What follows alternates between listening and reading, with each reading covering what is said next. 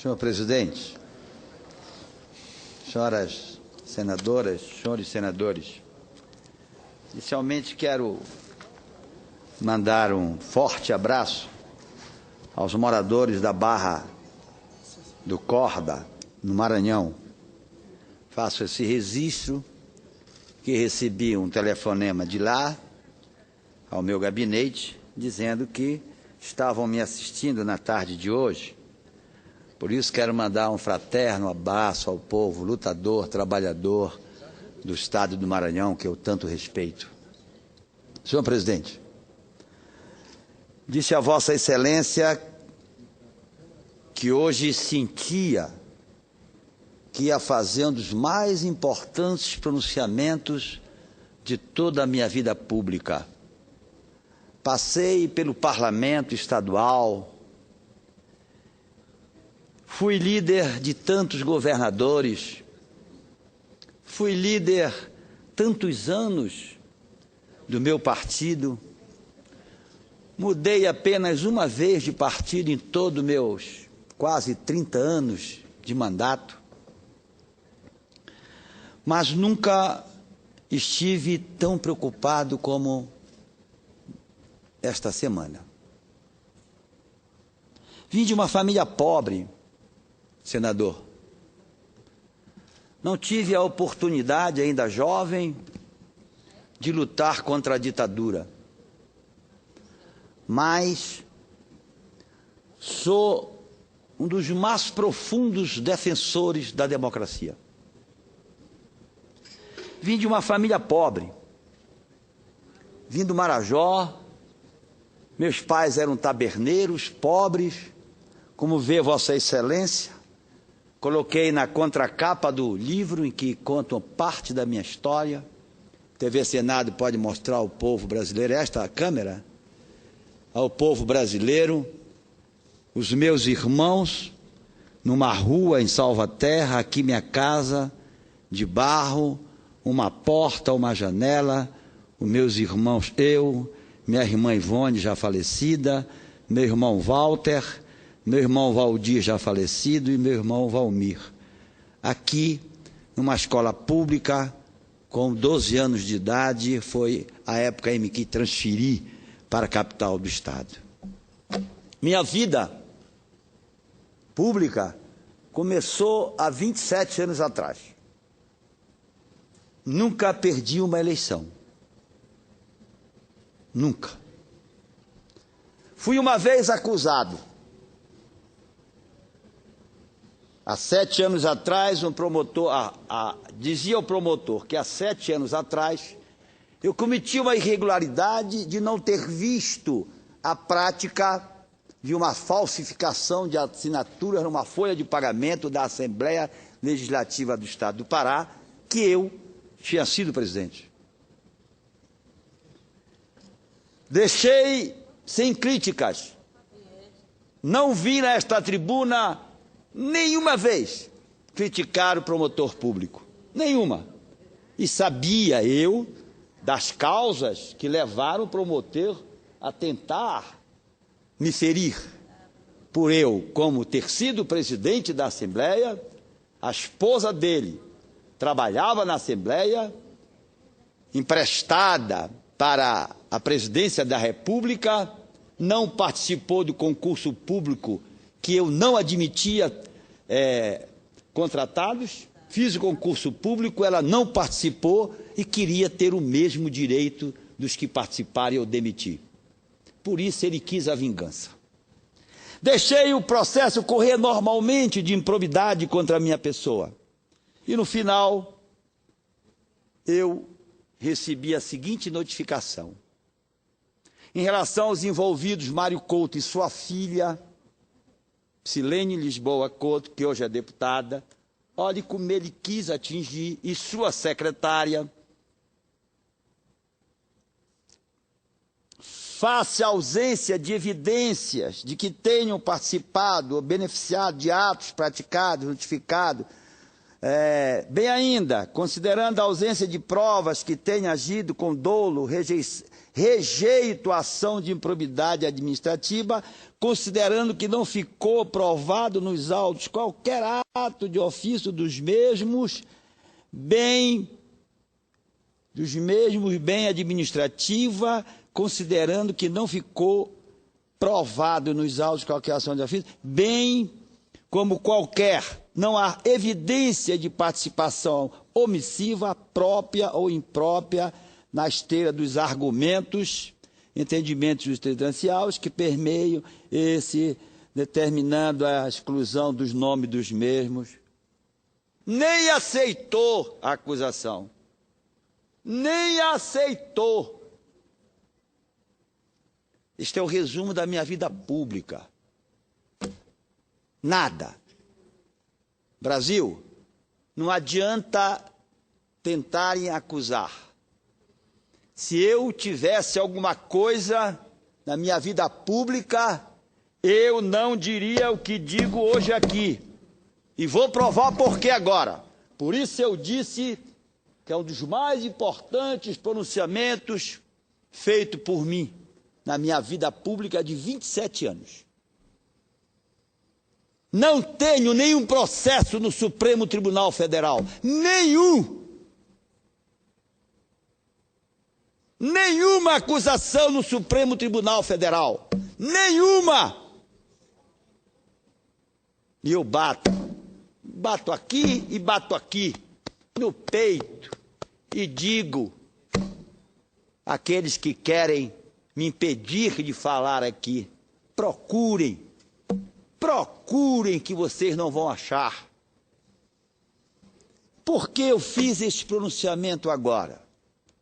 Senhores brasileiros, brasileiras, paraenses do meu querido estado de Nossa Senhora de Nazaré, a qual eu ando com ela neste paletó, porque eu tenho certeza que ela me acompanha nos meus momentos difíceis e bons. Brasil, há pouco tempo atrás, brasileiros, o Supremo Tribunal Federal e alguns amigos meus diziam assim: não faça este pronunciamento, é o fim da carreira de Vossa Excelência. Que seja, que possa ser, mas eu não me posso omitir de fazer este pronunciamento numa hora tão crucial em que vive a minha pátria, em que eu olho para Cristo e olho para Rui, em que eu olho para a minha bandeira querida e vejo lá a palavra, a frase, ordem e progresso. Eu tenho que ser neste momento brasileiro, patriota, externar o que eu estou vendo, o sentimento do que está acontecendo nesta nação brasileira. Eu disse aqui, eu falei aqui, a Folha de São Paulo publicou: senador oferece o seu mandato se os mensaleiros forem presos. Depois do julgamento, alguns colegas me cobraram e disseram a mim: olha, você disse na tribuna que oferecia o seu mandato se os mensaleiros não fossem presos. Eles foram presos. Eu disse: é verdade, mas eu vou esperar o final desta batalha. Se no final eles realmente forem presos, eu vou renunciar ao meu mandato de senador. Pedir desculpa ao povo do meu Pará, que me deram mais de 1,5 milhão de confiança. Vou decepcioná-los, mas eu tenho que fazer, pela minha palavra. Ora, os condenados, Dirceu e companhia, foram condenados por crime e por improbidade. aquilo que aconteceu alguns meses atrás, a condenação do crime. Eles foram condenados e chamados de criminosos há poucos meses atrás. Agora, meu amigo, brasileiros e brasileiras, acreditem no que eu vou falar. O Supremo Tribunal Federal disse que o que ele tinha dito anteriormente não era verdade, que eles não praticaram crime nenhum e absolveram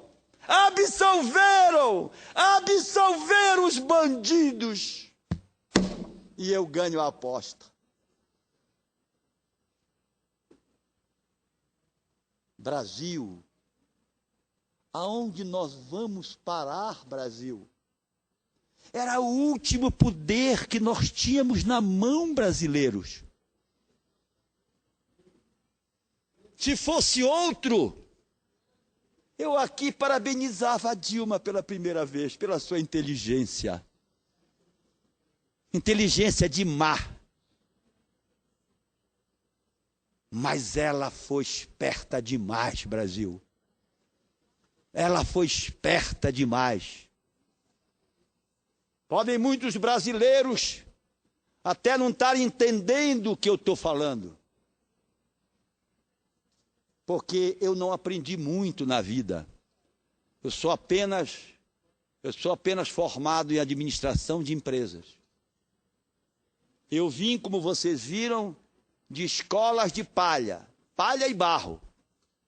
Eu fiz um primário péssimo naquela época. Então, eu não sei ser prolixo. Eu falo a língua do povo. Eu falo melhor do que o português. Eu falo nenhuma língua, mas eu falo a minha língua, que é o dialeto marajoara. Esse eu falo muito bem. Foi lá que eu me criei, que as minhas raízes estão lá.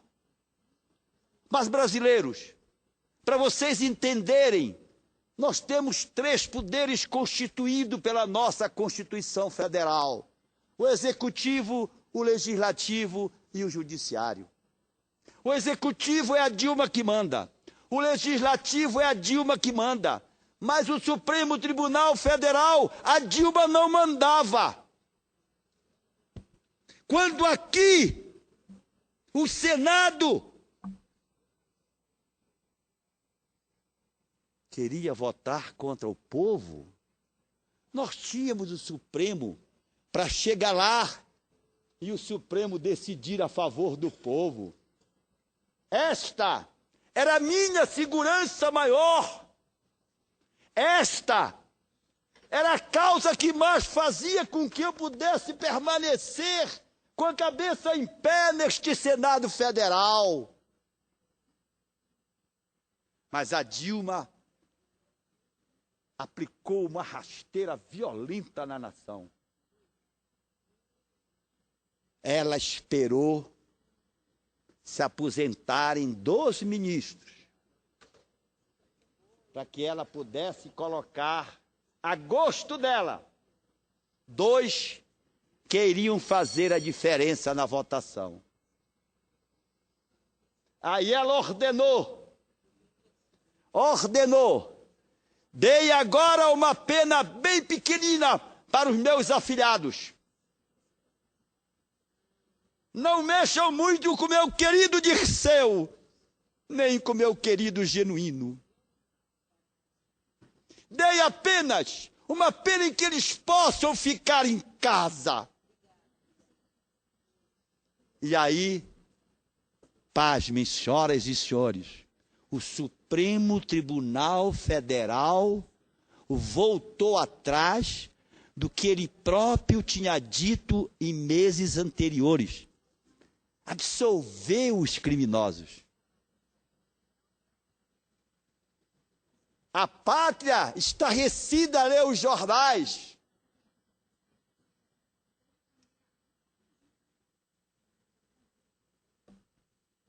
Vou ler, presidente. E lhe falo sinceramente. caíram minhas lágrimas quando eu li essa reportagem do J.R. Guzzo na revista Veja. As lágrimas caíram. Porque se existe alguém apaixonado por esta pátria, está aqui um. Se quiserem fazer qualquer teste, eu me submeto. Tenho verdadeira paixão pela minha pátria. A minha pátria não tem mais poderes. Todos os poderes estão na mão da presidenta. Manda lá, manda aqui e agora manda no Supremo Tribunal Federal. Este é o mais importante pronunciamento da minha vida, porque eu sinto que existe uma formulação da presidenta para que ela faça deste país não um país democrático, mas um país que obedeça às suas ordens. E isso se chama ditadura branca, porque o povo não sente. Mas o que se votar aqui, o que se votar na Câmara, ela pode imediatamente derrubar usando o Supremo Tribunal Federal.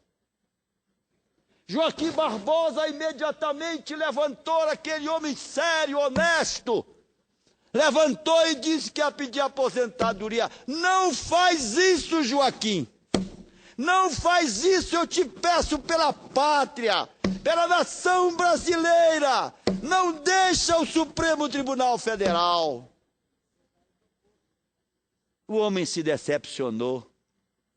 O homem está sentindo o que estão armando por trás de tudo isto.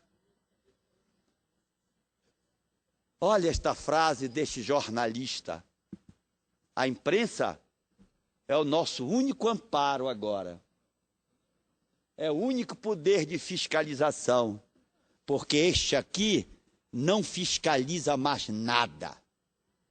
Este aqui vive em troca de favores que a presidenta dá. São poucos os senadores brasileiros de verdade. Muitos vivem em troca de favores. Mas sei que até dentro do próprio PT tem senadores que não se rendem e que amam a pátria. Diz o jornalista, destruir o Supremo Tribunal Federal é destruir a pátria.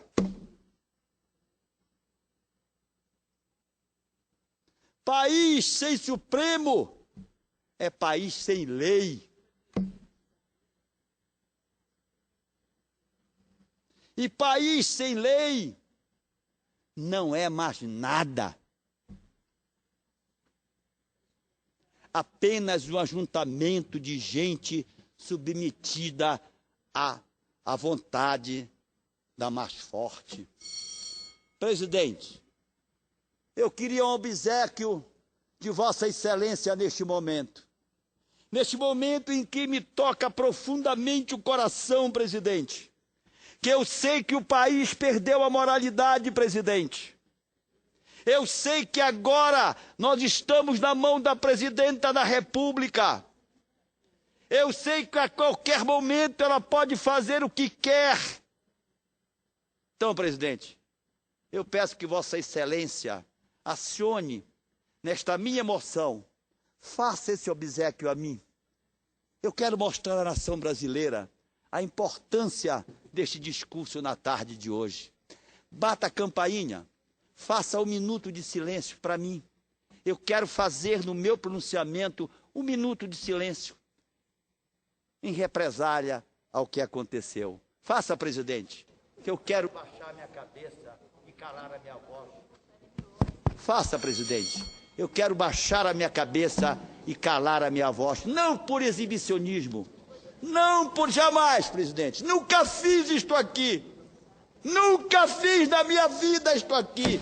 Mas eu tenho que chamar a atenção da pátria. Este é um momento crítico para a nação brasileira. Acabaram com o Supremo Tribunal Federal. Agora a Dilma tem 6 votos e o povo tem 5. A Dilma tem 6 e a nação brasileira tem 5. Faça, presidente. Vossa Excelência tem o direito de ficar em silêncio durante o minuto que eu vou lhe dar. Ficarei, presidente. Ficarei de cabeça baixa.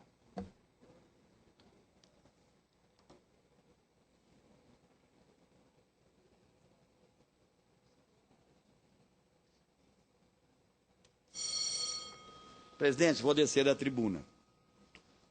Constrangido, magoado, decepcionado, extremamente decepcionado. Eu esperava tudo da Dilma, que ela fizesse os brasileiros comerem rato. Olha, nação, vou mostrar mais uma vez. Os brasileiros comendo rato no Piauí.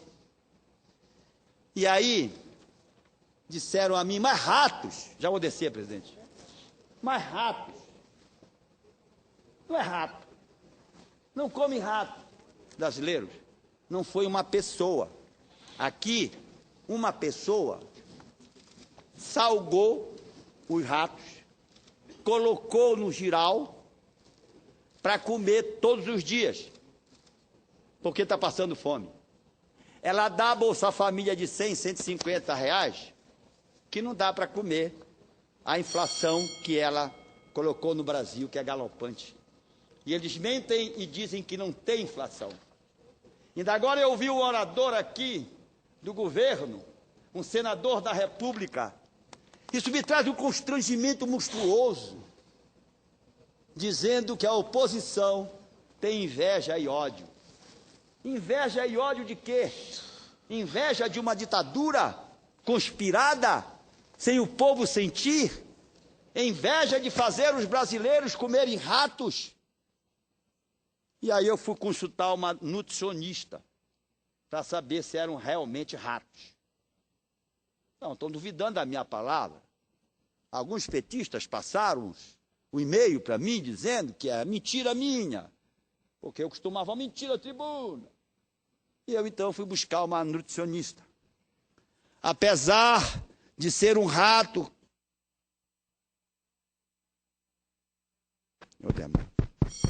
contrato é contrato, mas eu não vou abusar de Vossa Excelência. Apesar de ser um rato que come sementes, frutas e vive em ambientes limpos da mata, o rato rabudo também vive perto de comunidades rurais, onde o saneamento é precário.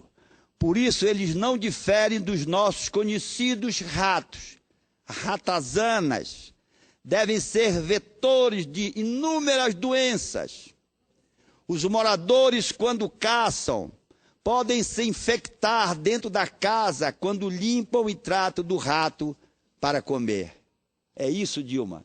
Tu estás oferecendo ao povo brasileiro a ditadura e a fome.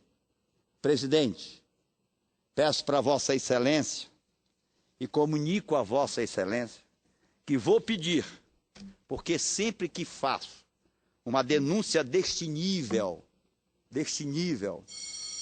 e só me permita ler, fundamentado no preceito do artigo 222 do regimento interno da Senado Federal, requeiro o voto de aplausos ao jornalista José Roberto Guzzo, mais conhecido como J.R. Guzzo, diretor editorial do Grupo Exame e o colunista da revista Exame Veja, pela brilhante matéria vinculada na revista Veja, edição do dia 12 de março de 2014, sob o título de Dose em Dose, quando faz alusão às preocupantes nomeações de ministro do Supremo Federal e demonstra que o Partido dos Trabalhadores agora conta com 6 dos 11 ministros, os quais resolveram, no caso do Mensalão, desconsiderar o crime antes reconhecido de formação de quadrilha, alguns condenados, infelizmente, pela própria corte que se desmoralizou.